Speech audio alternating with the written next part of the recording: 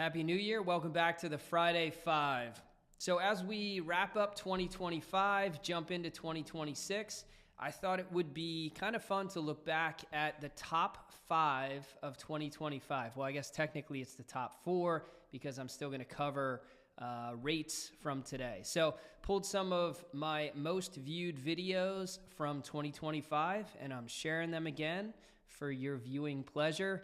Next week, I'm going to jump into some commentary, forecasts, and my own prognostications for what we'll see in housing and mortgage in 2026. As always, thanks for watching and hope you enjoy. All right, number 1, let's jump right into mortgage rates. Again, these are national averages from Mortgage News Daily. VA 30-year fixed at 5.87%, FHA 30-year fixed at 5.85%, conventional 30-year fixed at 6.20%, conventional 15-year fixed 5.75%, and then that conventional 7-year ARM at 5.74%. So we've seen rates stay fairly steady, very slow week for trading with all the holidays mixed in, but we are still right around that 6% line, give or take, depending on the product. Now jumping into the top 5 from 2025. You know the true definition of a first-time home buyer. So you may think, well, gee, Spencer, if you haven't owned a home, you're a first-time home buyer. False. Actually, the definition of a first-time home buyer for mortgage standards is someone who hasn't owned real estate in the past 3 years. So if you have owned a home in the past, but you haven't owned a home in the past 3 years, then you are considered a first-time home buyer and you may qualify for some of those special first-time home buyer programs, grants, etc. Most of those have some type of income limit, but you are considered a first-time home buyer if you haven't owned in 3 years. Is the Homestead Act discount or the Homestead exemption, and why should you care? So the Homestead Act discount or exemption is a property tax benefit that many states and local governments offer to homeowners who live in their home as a primary residence. Essentially, if the property is your primary residence, you get a reduction on your property taxes provided you have applied for it and are approved.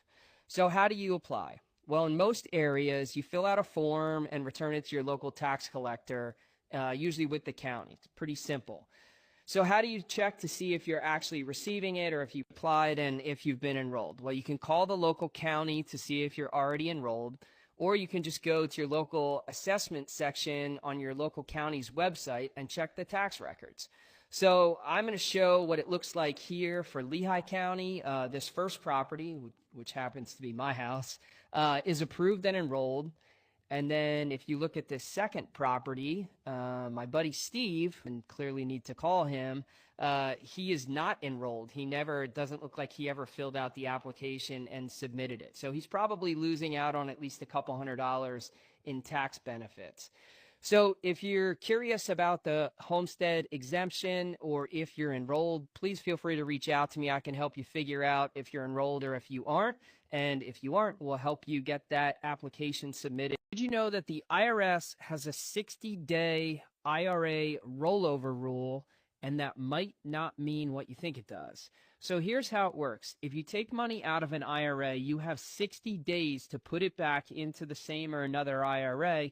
And if you do, it's like the withdrawal never happened. There's no taxes, no penalties.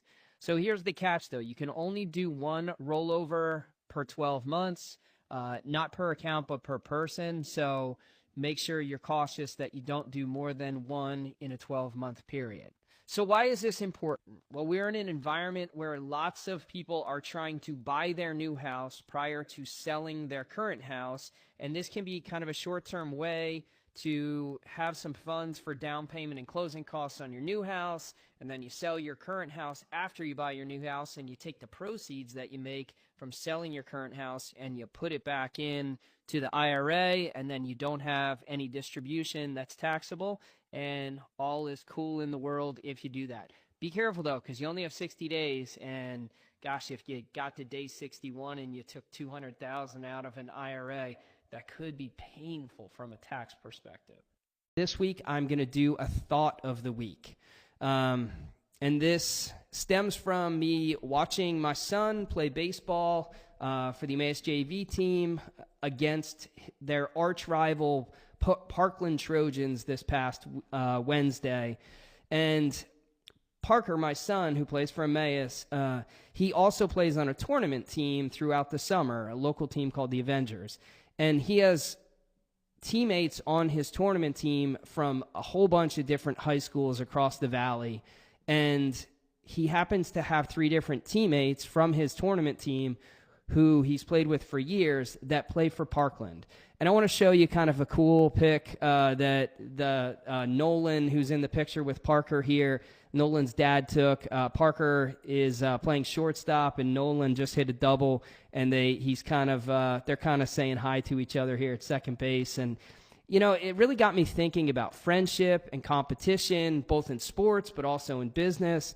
And ultimately, I think it's okay, and even maybe a great thing, to be friendly with competitors. I don't think we have to be arch enemies with everyone. Certainly, we're not going to always like everyone, and not everyone's our cup of tea.